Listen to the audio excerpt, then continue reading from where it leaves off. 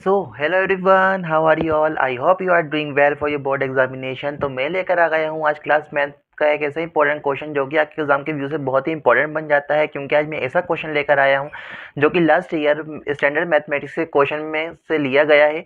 जैसे कि आप स्क्रीन पर देख सकते हैं, in the given figure angle C is equal to angle D is equal to 90 degree, angle B is equal to 60 degree and AP is equal to 3 centimeter. Find the shaded region। तो इस question में यहाँ पर हमें given है angle C is equal to angle D is equal to 90 degree, angle B यहाँ पर 60 degree given है और AP यहाँ पर 3 सेंटीमीटर गिवन है। अब हमें यहाँ पर जो भी आपको शेडेड रीजन दिख रहा होगा उसको फाइंड आउट करना है। सबसे पहले आप यहाँ पर देख सकते हैं, यहाँ पर हमारा एक क्वाड्रिलेटरल फॉर्म हो रहा है, जिसके आपको दिख रहा होगा कि ABCD एक क्वाड्रिलेटरल फॉर्म हो रहा है। इसको हम यहाँ पर लिख लेते हैं।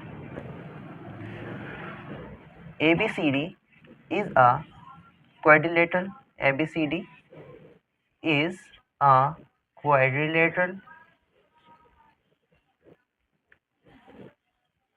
ABCD is a quadrilateral।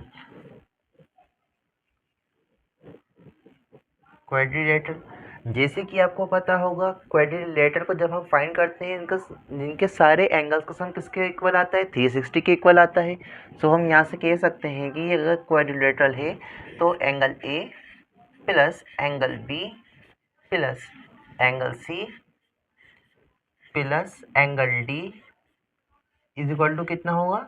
यहाँ पर 360 डिग्री होगा, क्योंकि हमेशा the sum all the angles of a quadrilateral is equal to 360 degree, जो कि आपको याद रहना चाहिए। तो यहाँ पर हमें गिवन है कि angle C is equal to angle D is equal to 90 degree, जिसमें एंगल C और एंगल D कितना गिवन है? 90 डिग्री गिवन है, और एंगल B यहाँ पर 60 डिग्री गिवन है। तो हम यहाँ से हमें क्या फाइंड करना है? Area of shaded region. हमें एरिया ऑफ शेडेड रीजन, जिसमें कि हमें तीनों एंगल्स के तीनों जो ए हैं, एंगल B C और D, यहाँ पर इसके एंगल्स हमें गिवन है, लेकिन हमें यहाँ पर एंगल A गिवन नहीं है। तो एंगल A को फाइंड करने के लिए हम एरिया ऑफ क्वाड्रिलेटरल यूज़ करेंगे। अगर हम यहाँ पर देखें तो एंगल A हमें फाइंड करना है, तो angle A as it is लिख देंगे, प्लस एंगल B यहाँ पर 60 डिग्री गिवन है, प्लस एंगल C और एंगल D कितने गिवन है? 90 डिग्री गिवन है। So 90 degree plus 90 degree is equal to 360 degree. So अब हम यहाँ से एंगल A को निकालना चाहें, so angle A is equal to कितना हो जाएगा? 360 degree minus 90 90 180 240 degree is equal to 120 degree. तो इसका मतलब यहाँ से एंगल A कितना आ जाता है हमारा? 120 डिग्री आ जाता है। यहाँ आपको समझ में आया? यहाँ से हमारा एंगल है 120 डिग्री फाइंड हो गया। सो हमें क्या करना है? Area of shaded region. जैसे कि आपको दिख रहा होगा, यहाँ पे शेडेड जो रीजन है एक यहाँ पर सेक्टर बना रहा है। क्या बना रहा है? सेक्टर बना रहा है।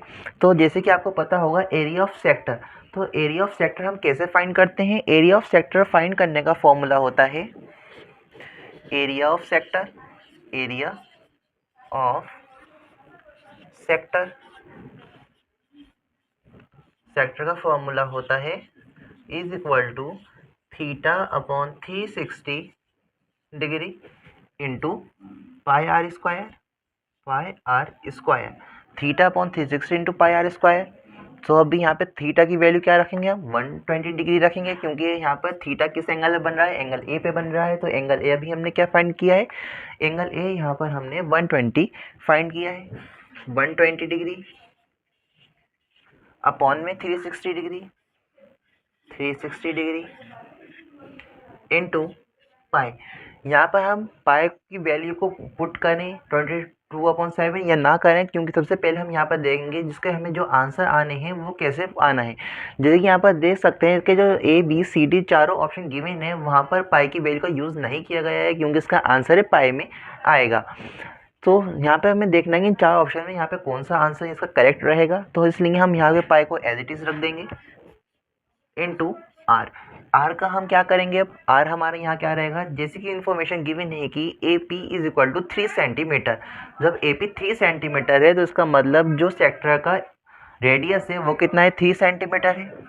सो 3 इंटू 3 लिख देंगे, तो ये 3 टाइम्स में आ जाएगा, तो ये 3 से ये 3 कट हो जाएगा। सो यहाँ से एरिया ऑफ सेक्टर कितना आ गया, 3 पाई सेंटीमीटर स्क्वायर। तो हम यहाँ से कह सकते हैं कि जो हमारा एरिया ऑफ सेक्टर फाइंड करना है या शेडेड रीजन फाइंड करना है, उसका आंसर क्या रहेगा, 3 पाई सेंटीमीटर स्क्वायर। इसका मतलब यहाँ पर इस क्वेश्चन का ऑप्शन नंबर ए यहाँ पर करेक्ट आंसर हो जाएगा। तो इसके साथ ये क्वेश्चन हमारा यहाँ कंप्लीट होता है। अगर इस क्वेश्चन से रिलेटेड अभी भी आपको ऐसा कोई डाउट है, आप इजीली हमें कमेंट करके पूछ सकते हैं। आपको इस क्वेश्चन को अपने बोर्ड एग्जाम में जाने से पहले ज़रूर से ज़रूर करना है, क्योंकि ये क्वेश्चन लास्ट ईयर बोर्ड में आ चुका है, तो इसके चांसेस बनते हैं कि इस साल भी आए। तो यहाँ पे एंड करते हैं। तो see you in the next video with the next topic. Thank you.